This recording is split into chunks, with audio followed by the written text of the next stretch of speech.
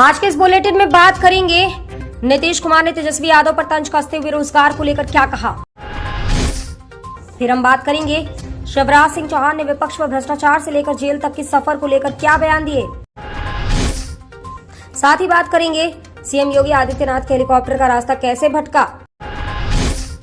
Bulletin के आखिरी में बात करेंगे राहुल गांधी ने दिल्ली में प्रचार के दौरान कौन सी योजना को डस्टबिन में फेंक देने की बात की।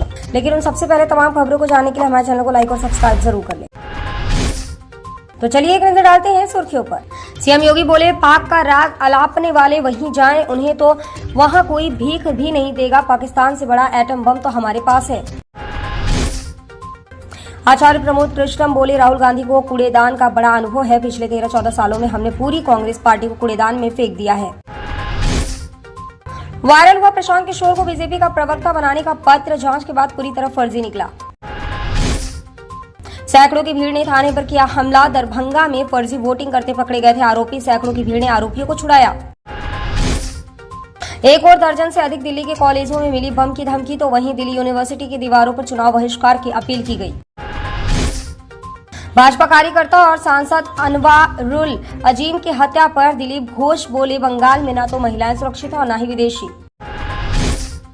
बॉडीगार्ड जितेंद्र सिंह हुए सस्पेंड। वजह राबड़ी देवी के बॉडीगार्ड थे, पर उसे रोहिणी आचार्य के साथ भेजा गया था। सीएम योगी बोले, भारतीय संविधान धर्म के आधार पर आरक्षण की इजाजत नहीं देता। तेजस्वी ने प्रशांत किशोर को बताया बीजेपी का एजेंट। बोले, भाजपा इन्हें माहौल बनाने के लिए फंड दे रही है और घुमा रही है। अखिलेश यादव का बड़ा दावा, बीजेपी वाले लोगों को सपा की रैली का झांसा देकर अपने रैली में कर रहे हैं शामिल। तो चलिए अब बढ़ते बड़ी खबरों की ओर, मगर तमाम बड़ी खबरों को जानने से पहले हमारे चैनल को लाइक और सब्सक्राइब जरूर करें। मुख्यमंत्री नीतीश कुमार ने गुरुवार को बक्सर के नावानगर और रोहतास के करगहर में सहयोगी दल भाजपा के प्रत्याशियों के पक्ष में आयोजित जनसभा में कहा कि भाजपा के साथ रहने पर राज्य को तेजी से विकास हुआ है। उन्होंने राजद और कांग्रेस पर जमकर हमला बोला है। राज्य और केंद्र सरकार की उपलब्धियां गिनाते हुए राजद ने जंगल राज की याद दिलाई। नीतीश कुमार ने कहा कि अब न 15 साल पहले वाला बिहार रहा और न 10 साल पहले का भारत, सब कुछ बदल रहा है। मुस्लिम वोटरों को आगाह किया कि अगर उन लोगों को वोट दिया तो 2005 से पहले वाली स्थिति बन जाएगी। वे ही लोग हिंदू मुस्लिम में दंगा कराते थे, जिन्हें हम लोगों ने रोका।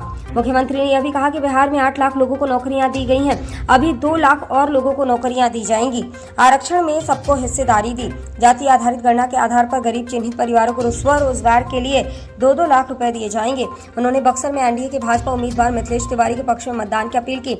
उन्होंने कहा कि रोहतास के करगहर के जगजीवन राम स्टेडियम में हुई जनसभा में मुख्यमंत्री कहा कि बिहार का परिदृश्य बदलने में भाजपा ने भरपूर सहयोग किया, तभी जंगल राज खत्म हुआ है।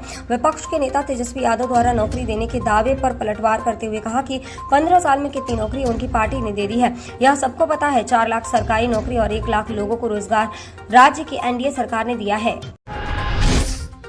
मध्य प्रदेश के पूर्व मुख्यमंत्री शिवराज सिंह चौहान लोकसभा चुनाव प्रचार के लिए देश भर में घूम रहे हैं। प्रधानमंत्री नरेंद्र मोदी के अब की बार 400 पार के नारे पर उनका कहना है कि देश के लोगों ने भाजपा को इतनी सीटें देने का मन बनाया है। रांची में चुनाव प्रचार के लिए पहुंचे शिवराज सिंह चौहान से दैनिक जागरण के वरिष्ठ संवाददाता दिव्यांशु ने बातचीत की। उन्होंने बताया कि भ्रष्टाचार कांग्रेस का चरित्र है। झारखंड में झामुमो कांग्रेस और राजद का गठबंधन मिलकर लूट मचाए हुए है। यही वजह है कि एक पूर्व मुख्यमंत्री और पूर्व मंत्री समेत कई अधिकारी जेल में हैं। झारखंड में उनका मानना है कि सभी 14 सीटें भाजपा जीतेगी। शिवराज सिंह चौहान बोले, प्रधानमंत्री नरेंद्र मोदी के 10 साल के काम के आधार पर हम वोट मांग रहे हैं। जिस तरह से झारखंड समेत पूरे देश में आदिवासी समाज के उत्थान के लिए काम हुआ है, उसके आधार पर हम वोट मांग रहे हैं। मैं अभी झारखंड के 3 लोकसभा में चुनाव प्रचार कर रांची लौटा हूँ। जिस तरह का उत्साह दिख रहा है, उसमें भाजपा की राज्य की सभी 14 सीटों पर जीत मिलेगी, इसमें कोई संदेह नहीं है। झारखंड में भ्रष्टाचार से जनता त्रस्त है। कांग्रेस का चरित्र ही भ्रष्टाचार का करने का है।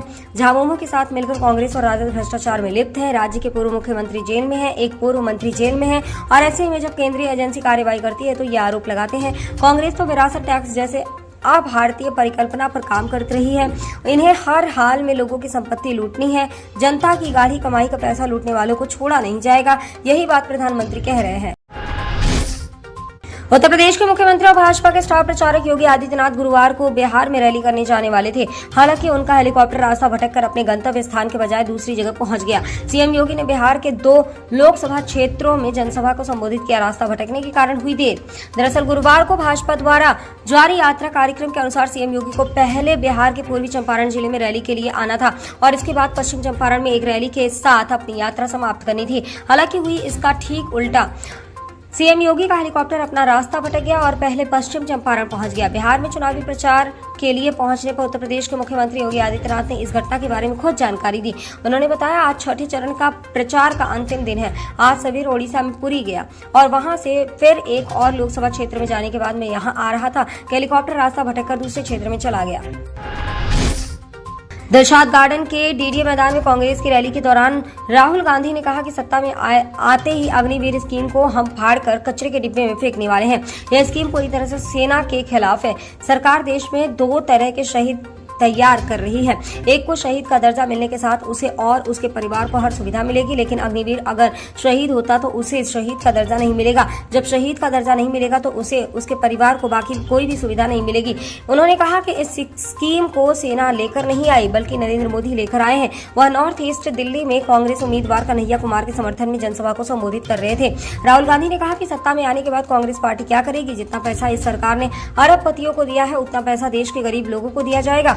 इसके लिए कांग्रेस पार्टी महालक्ष्मी योजना लेकर आएगी। 4 जून को इंडिया गठबंधन की सरकार बनेगी। इसके बाद यमुना पार सहित देश भर में गरीबी रेखा से नीचे रहने वाले परिवारों की लिस्ट तैयार की जाएगी। करोड़ों लोगों के नाम आएंगे। हर परिवार की एक महिला का नाम चुना जाएगा। 4 जुलाई को करोड़ों परिवारों की महिलाओं के अकाउंट में हर महीने 8500 रुपए ट्रांसफर किए जाएंगे। महीने दर महीने इसी तरह से रकम अकाउंट में डाली जाएगी। उन्होंने कहा कि 30 लाख खाली पड़े पोस्टों को भरकर बेरोजगार युवाओं को रोजगार दिया जाएगा।